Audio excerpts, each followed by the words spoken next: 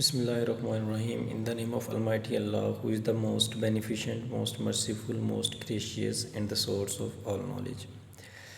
Okay students, आज हम जो है वो अपना न्यू चैप्टर स्टार्ट करेंगे जो कि है the atoms molecules and ions. इससे मुतल्लिक हम देखेंगे कि एटम्स क्या होते हैं।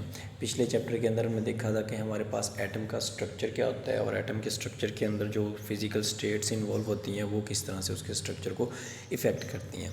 तो आज के टॉपिक में जो है वो हम देखेंगे कि सबसे पहले हम एटम को डिफ़ाइन करेंगे कि एटम क्या होता है। उसके बाद हम देखेंगे कि एटम का जो साइज़ होता है वो किस कदर छोटा होता है, उसके बारे में कुछ ना कुछ जानने की कोशिश करेंगे। So first of all let's define atom. An atom is defined as the smallest particle of an element which can exist, कि वो छोटे से छोटा ज़रा या वो छोटे से छोटी चीज़ जो इस दुनिया के अंदर अपनी आप को एग्जिस्ट करवा सकती है वो आपके पास एटम कहलाता है। Okay, an atom is defined as the smallest particle of an element which can exist. अब जो हमने पढ़ा हुआ है कि each bead on the previous page can be use to represent an atom. If the bead is further divided, it is no longer bead. Similarly, an atom of an element is divided, it is no longer a particle of an element. अब आपके पास जो है बेटा पता है कि आपके पास इस दुनिया के अंदर जितनी भी चीज़ें बनी हुई हैं वो तमाम की तमाम everything in this universe is made up of matter, and matter is actually defined as the everything that has space, that has mass and occupy some space, that is actually known as matter. अब यहाँ पे वो कह रहा है कि जब भी आप किसी भी चीज़ को डिफ़ाइन करते हैं तो डिफ़ाइन करने के लिए आपके पास एक चेन एग्जिस्ट करती है। मिसाल के तौर पे हमारे पास जो चेन एग्जिस्ट करती है उसमें आपके पास एटम जो है वो सबसे छोटे से सबसे छोटा ज़रा है। सो एटम के बाद जो है वो आपके पास एलिमेंट आता है, एलिमेंट के बाद आपके पास मॉलिक्यूल्स या कंपाउंड्स आते हैं, ठीक है, और कंपाउंड्स के बाद जो है वो आपके पास सब्सटेंसेस आती हैं, ठीक है। तो ये तमाम चीज़ें जो है वो एग्जिस्ट करती हैं कि इस दुनिया के अंदर सबसे बड़ी चीज़ क्या है, मैटर। मैटर से छोटी चीज़ जो है वो सब्सटेंस है, सब्सटेंस से छोटी चीज़ जो है वो आपके पास कंपाउंड या मॉलिक्यूल्स होते हैं, और उससे छोटी चीज़ जो है वो आपके पास एलिमेंट्स होते हैं, और सबसे छोटी चीज़ जो है वो आपके पास एटम इस दुनिया के अंदर जो है वो एग्जिस्ट करता है। अब ये आपके पास आपकी बॉडी के अंदर अगर आप देखें तो आपके पास इस दुनिया में हर चीज़ जो है वो एटम से मिलकर बनी हुई है। इवन आपकी बॉडी के अंदर जो छोटे छोटे सेल्स एग्जिस्ट करते हैं वो तमाम के तमाम जो है वो भी एटम से मिलके बने होते हैं। तो सेल जो है वो आपकी बॉडी की सबसे छोटी इकाई है, और सेल के अंदर सबसे छोटा यूनिट जो है वो आपके पास एटम कहलाता है। रिपीटिंग इट अगेन कि आपकी बॉडी के अंदर जो सबसे छोटा बेसिक यूनिट होता है वो आपके पास सेल होता है, और जो सेल में सबसे छोटा बेसिक यूनिट होता है वो आपके पास एटम से मिलकर बना होता है। अब इंटरेस्टिंग बात यह है, अल्लाह ताला ने इस दुनिया के अंदर तकरीबन इस टाइम 7.1 बिलियन लोग जो हैं वो एग्जिस्ट करते हैं। तो तमाम के तमाम के सेल्स जो हैं वो एटम से मिलके बने होते हैं, और तमाम के तमाम के जो एटम्स होते हैं वो मुख्तलिफ होते हैं, एक दूसरे से मैच नहीं करते। मेरे जो हैं वो मेरे भाई से मैच नहीं कर रहे होंगे, मेरे आप सब मेरे स्टूडेंट्स हैं, आप में से किसी के साथ भी मेरे सेल्स जो हैं बेसिक यूनिट जो है हमारी बॉडी का वो आपस में एक दूसरे के साथ मैच नहीं कर रहा होगा, मेरे फेशियल एक्सप्रेशन मैच नहीं कर रहे होंगे, मेरा फिंगरप्रिंट मैच नहीं कर रहा होगा, मेरे स्टाइल्स एंड रूल्स आपके साथ मैच नहीं कर रहे होंगे। All it is because we all are made up of different kinds of atoms.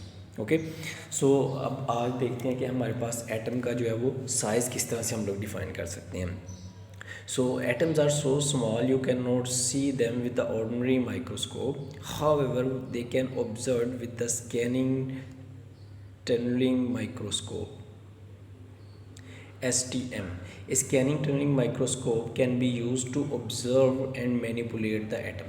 अब बेटा आपके पास जो ऑर्डिनरी माइक्रोस्कोप है उसकी एक स्पेसिफिक रेजोल्यूशन होती है जो कि चीज़ों को बड़ा करके दिखा सकती है, लेकिन उसकी रेजोल्यूशन इस कदर बड़ी नहीं होती कि वो एटम को जो है वो दिखा सके ऑर्डिनरी माइक्रोस्कोप। अब ये जो तस्वीर है उसने ये आपको दिखाया हुआ है कि एक स्टेम की मदद से आप नंबर ऑफ़ एटम्स आपके पास पड़े हुए हैं, एक एटम एग्जिस्ट नहीं कर रहा, आपके पास नंबर ऑफ़ एटम्स पड़े हुए हैं, और उनका जो है वो किस तरह से स्ट्रक्चर जो है वो आपके पास आ रहा है। ओके, सो आगे वो डिफाइन कर रहा है different types of atoms have different sizes. For example, a gold atom is larger than the hydrogen atom, however all atoms are very small and tiny.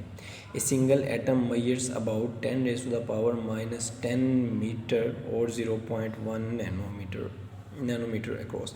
अब ये उसने एटम का जो है वो साइज़ आपको डिफ़ाइन कर दिया कि आपके पास जो है किसी एक सिंगल एटम का जो साइज़ होता है वो 10⁻⁻10 बहुत छोटा है। ये इसे 0.1 नैनोमीटर भी हम लोग कह सकते हैं, ये इस साइज़ का होता है। ठीक है, अगर आप एक उसकी मिसाल वो इस तरह से दे रहा है, if you measure a full stop 1 millimetre in diameter then how many times it is bigger than atom. कि अगर आप एक फुल स्टॉप मेजर करते हैं वो 1 मिलीमीटर का है, लेकिन आपके पास एक एटम जो है वो 0.1 नैनोमीटर के बराबर है, तो आप खुद अंदाज़ा लगाएं ये किस कदर छोटी चीज़ होगी। इसकी मिसाल अक्सर जो है वो बुक्स कुछ इस तरह से दिया करती हैं कि अगर आप जो है वो एक स्टेडियम जो है बहुत बड़ा क्रिकेट स्टेडियम है, उसके अंदर एक मटर का दाना फेंक दें, तो अगर वो आपसे गुम हो जाए वो मटर का दाना, तो आप उसको ढूंढ नहीं सकते। तो यही मिसाल एक एटम की होती है कि अगर आपके पास ये दुनिया इस कदर बड़ी हो जाए कि आपके पास जो है वो इस कदर बड़ी हो जाए, जिस तरह क्रिकेट ग्राउंड को उसने रिलेट किया हुआ है, तो उसके अंदर एटम का साइज़ जो है वो आपके पास एक मटर के दाने के बराबर होगा। That is very small till now. Okay, उसके बाद उसने इस टेबल के अंदर कुछ साइज़ को डिफ़ाइन किया हुआ है। फॉर एग्जांपल सबसे पहले एटम का साइज़ डिफ़ाइन किया है, फिर उसने वायरसेस का साइज़, फिर animal cells, plant cells and our hair cell, our human hair, इन चीज़ों के बारे में डिफ़ाइन किया हुआ है। क्लियर हो गया। अब मैं आपको बता दूं इसमें से आपने याद क्या करना है बेटा। सबसे पहले आपने जो है यहाँ से ये एटम की डेफिनेशन याद करनी है। Atom is defined as the smallest particle of an element that can exist, and after this you will learn how we can observe and manipulate atom. So this is the mark, and after this you will learn what is the size of atom, and you will learn this table, the size of different viruses, atoms and different cells in the human body and animal cell. Okay, hope so it is clear to you. Further on, if you have any confusion you can contact me anytime. Thank you very much.